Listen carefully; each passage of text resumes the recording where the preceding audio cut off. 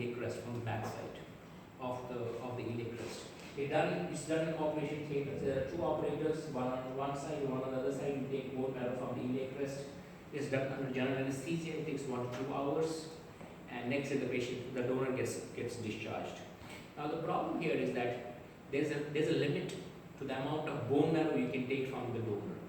You cannot take more than 20 ml per kg of bone marrow at one time from the donor, and it should be at least 10 to 15 ml per kg for the patient. So there can be a situation where the patient is big, donor is small, and in that case you will not get enough marrow at one given point of time to be adequate for the transplant process. In that situation, you can take this bone marrow harvest 2 times. You have collected the bone marrow, store it, and then do it another after 2 to 3 months again. Or the other option is to collect by something called as peripheral blood stem cells. So we also know now that when we give GCSF, the growth factor, to the donors for 4 to 5 days, the number of stem cells in the blood increases tremendously. So what you do is that you give GCSF for 4 to 5 days, then the donor stem cells are collected on this machine, which is same as platelet apheresis machine, which you use for collecting platelets. So the blood goes out from the donor's body, gets circulated in this machine, and then goes back. And this small pouch of blood here, which looks like blood here, is stem cells. So these are the stem cells which are collected here on this machine and are given to the patient later on. This is another way of collecting stem cells. The advantage of this method is that you get good number of stem cells. Usually the patient and the donor weight discrepancy does not really apply. You are most of the time able to get enough stem cells at one go using this technique. The third type of stem cells which can be collected is from the cord blood.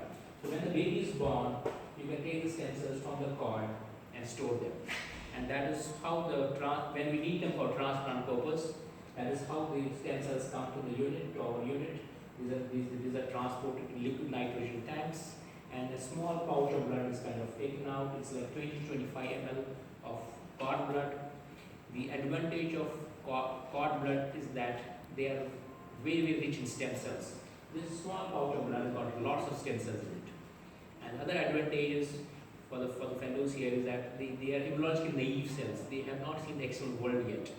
So that is why in a cord blood transplant, when you use cord blood as a source of stem cells, you don't need a perfect match between the patient and the cord blood. You can have a little bit of mismatch also, which is like 5/6, we call it 5/6 matching, 4/6 matching, because they are immunologically naive cells. But the disadvantage is that although it's very rich in stem cells, it's still a small amount of blood, 20-25 ml. It may not be enough for a bigger child or for an adult. And in those situations, you can combine 2 cord blood units and give 2 cord blood units or 3 cord blood units at one time to be able to give total number of cell dose to the patients. Now this is the source of stem cells, where we get the stem cells from. Now what happens in the transplant process? So this is very important, then what exactly will happen to the patient during the transplant process. Now before this is what's called as preparation. So we need to make sure that the patient is well, the donor is well. The donor does not harbor any infections which can transfer to the patient, like HIV, hepatitis B, hepatitis C, and donor is also well to donate.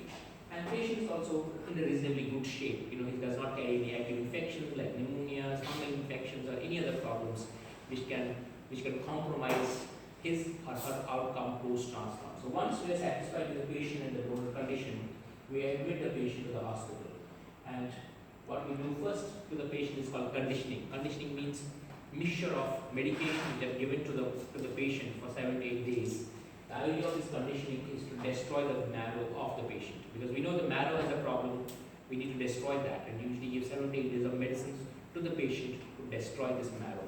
Once that has been done, then we give the stem cells from the donor.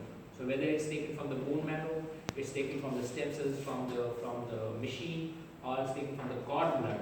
Whatever the source of stem cells is, that is given to the patient here. And what happens because of this conditioning is that we have destroyed the bone marrow of the patient. So the whole bone marrow gets destroyed, and his blood counts become almost 0. So his hemoglobin is reduced, so we need to give back cell transfusion from outside. His platelet count becomes very low, we need to give platelet transfer from outside. And most importantly, the white cells become absolutely nil. So these are the patients who are at